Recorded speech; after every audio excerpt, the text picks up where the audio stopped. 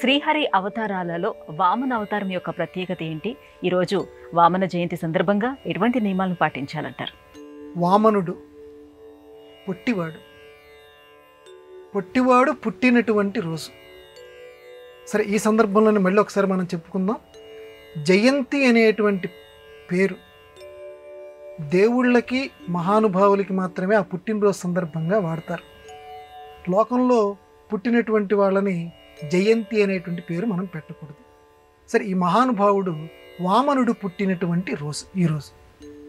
ఏంటండి వామనుడి యొక్క గొప్పతనం అంటే, పొట్టివాడుగా ఉండి కూడా గట్టివాడు అని అనిపించుకున్నటువంటి వాడు. పొట్టివాడిగా ఉండి అందరినీ మైమరిపించినటువంటి వాడు వామనుడు. స్వస్తి జగత్రయీ భువన శాసనకర్తకు బలిచక్రవర్తి దగ్గరికి వచ్చి దానం అడుగుతున్నాడు. ఎందుకంటే బలిచక్రవర్తి రాక్షసుడైన వాడిలో ఒక సుగుణం ఉంది. ఏంటంటే ఆ సుగుణం ఎవరు ఏది అడిగినా సరే కాదనకుండా ఇచ్చేటువంటి లక్షణం. ఆ లక్షణంతో బలిచక్రవర్తిని పాతాళానికి తొక్కేయాలనుకున్నాడు, చంపాలనుకోవాలి. ఆయనకి భక్తుల మీద ఉండేటువంటి ప్రేమ అది. అందువల్ల, ఎందుకంటే వాడు రాక్షసుడిగా లోకంలో పనికిరాడు, కానీ పాతాళానికి దొక్కాలి భక్తుడు. అందువల్ల ఒక వామనుడి కింద వచ్చాడు, పొట్టివాడి కింద వచ్చి చెయ్యి చాపాడు. ఒకసారి ఊహ చేయండి, ఆ అదితి కశ్యపుల యొక్క కుమారుడిగా వచ్చినటువంటి ఆ విష్ణుమూర్తి వామనుడిగా వచ్చి చెయ్యి కింద పెడితే పక్కన ఉన్నటువంటి బలిచక్రవర్తి పక్కన ఉన్నటువంటి గురువు గారు శుక్రాచార్యుల వారు ఒక్కసారిగా, రే వచ్చినవాడు మామూలు వాడు కాదురా, మింగేసేవాడు వచ్చాడురా బాబు, నేను ఇవ్వను పో అన్నాడు. ఒక మాట చెప్పురా, నీ సొమ్మేం పోదు, తప్పేమి లేదురా, ప్రాణం పోయేటప్పుడు అబద్ధం ఆడినా తప్పు లేదురా అన్నాడు. నేను అప్పుడు అన్నాడు, అంటే ఎందుకని స్మరించుకుంటున్నావు అంటే లోకంలో ప్రసిద్ధమైన పాదాలే, కానీ ఈ వామన జయంతి నాడు స్మరించుకుంటే ఆ విష్ణుమూర్తి యొక్క అనుగ్రహం మనకు కలుగుతుంది.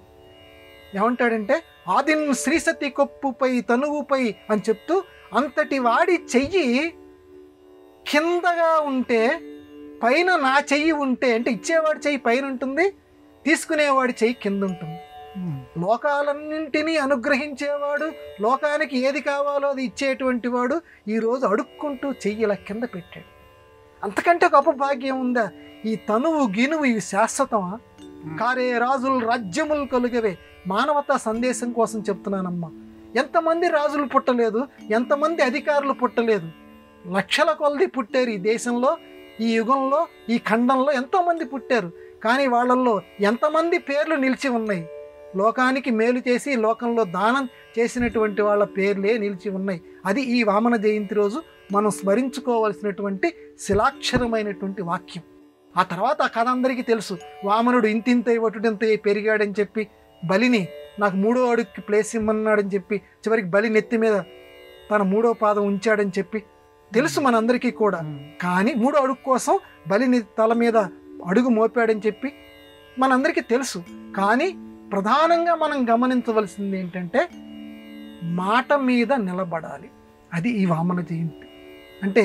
భగవంతుడు 2 కళ్ళిచ్చాడు కానీ ఒకటే నాలికిచ్చాడు. ఒకటే మాట మీద, ఒక మాట అన్నావా ఆ మాట మీద నిలబడు. అది ఈ వామన జయంతి రోజు విష్ణుమూర్తి మనందరికీ ఇచ్చేటువంటి సందేశం. దాన్ని మనందరం పాటించదము కాక.